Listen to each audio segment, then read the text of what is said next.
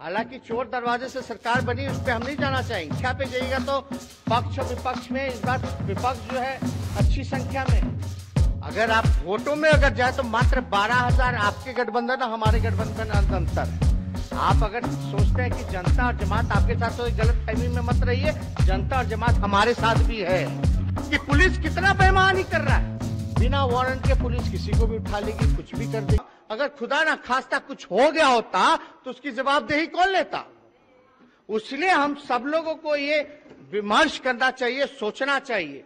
और महोदय अगर सही कारण बताए तो हमको जहां तक लगता है कि कुछ नाम हम नहीं देना चाहेंगे, लेकिन कुछ लोगों के मन में तीस था, कुछ लोगों के मन में गुस्सा था, वो मौका के तलाश में थे और उस दिन उनको मौका मिल गया। जाहिर सी बात है कि संख्या पे जाइएगा तो पक्ष और विपक्ष में इस बार विपक्ष जो है अच्छी संख्या में। हालांकि चोर दरवाजे से सरकार बनी, उस पर हम नहीं जाना चाहेंगे, लेकिन संख्या में ज्यादा अंतर नहीं है। अध्यक्ष, अरे बाद में बोल लेंगे तब बोल दीजिएगा ना भाई, बोल लेंगे तो बोल देंगे ना।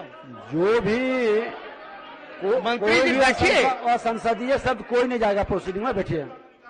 कोई भी असंसदीय शब्द किसी का नहीं जाएगा, ये पहले से निर्देशित है। इस बार चलिए, सब लोगों का मानना है कि बैठिए माननीय सदस्य। इस बार एक चीज सुन लीजिए अध्यक्ष महोदय, कौन इस तरह से हुआ कर रहे हैं, सदन से निकाल देंगे। कोई नहीं, सब लोग एक चीज सुन लीजिए, जब इतनी गंभीरता के साथ आप लोगों के सबके विषय को लेकर हम सदन चलाना चाहते हैं और निर्देशित बार बार कर रहे हैं, तो इस तरह से आप विधायक हैं, लाखों लोगों के विश्वास को लेकर आया, इसी शब्द मत उच्चारण करिए।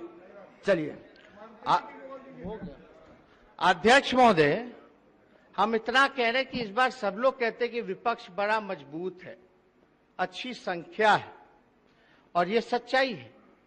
संख्या ज्यादा नहीं, कुछ का ही अंतर है, कुछ नंबर का। अगर आप वोटों में अगर जाए तो मात्र 12,000 आपके गठबंधन और हमारे गठबंधन अंतर है। आप अगर सोचते हैं कि जनता और जमात आपके साथ, तो गलत फहमी में मत रहिए। जनता और जमात हमारे साथ भी है।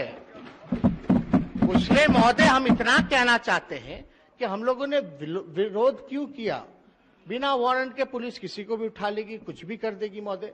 और जो सुप्रीम कोर्ट ने कहा, सुप्रीम कोर्ट ने तो यही कहा ना कि बिहार में कानून का राज नहीं, पुलिस का राज। अगर पुलिस के पास ऐसे कानून बन जाता है तो पुलिस कितना गुंडागर्दी पे उतरेगा। यहाँ मांझी जी बैठे हैं, बताइए, शराबबंदी कानून लागू है, लेकिन गरीब दलितों को सताया जा रहा है कि नहीं सताया जा रहा? वसूली की जा रही है कि नहीं की जा रही है? पूरी तरीके से बताएंगे ये कि पुलिस कितना बेईमानी कर रहा है, घूसखोरी होता है, पुलिस तो कितना बड़ा घूसखोर होता है।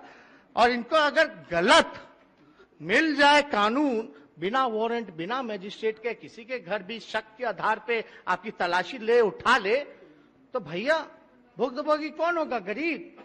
पैसा वाला तो कहीं ना कहीं से निकल जाता है, लेकिन मरता कौन है? गरीब मरता है। जब शराबबंदी आई तो हम लोगों ने समर्थन किया, लेकिन आज कानून का क्या हो रहा है सब लोग, आप लोग देख रहे, जान रहे।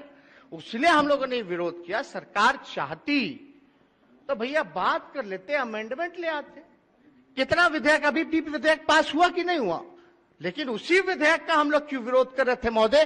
क्योंकि वो जनहित में नहीं था, उससे पुलिस गुंडागर्दी बढ़ती महोदय। इसलिए हम लोगों ने उस कानून का समर्थन और विधेयक का समर्थन नहीं किया था महोदय। लेकिन महोदय, सदन के नेता आदरणीय मुख्यमंत्री जी, इतना बड़ा हादसा हो जाता है और एक शब्द नहीं बोलते विधायकों के पक्ष में महोदय। और क्या अधिकारी, कौन थे वो अधिकारी, कौन वो एमएलसी थे सफेद दाढ़ी वाले, सफेद बाल वाले, जो नालंदा मॉडल वाले अधिकारी के साथ सांठगांठ करके विधायकों को चुन चुन करके ले जाकर के बाहर पिटवाने का काम कर रहे थे? कुछ लोग कहिएगा कि आसन पे हम चले गए, तब हाउस नहीं चल रहा था। हम देख रहे थे महिलाओं को घसीट करके ले जाया जा रहा था, साड़ी खुल रहा था। हम जा करके देख रहे थे भाई क्या हमारी महिला विधायकों के साथ हो रहा, वही झांक करके हम देख रहे थे। तो कुछ लोग आरोप लगा रहे हैं कि हम आसन पे चढ़ के गुंडागर्दी कर रहे थे। ये नहीं होना चाहिए।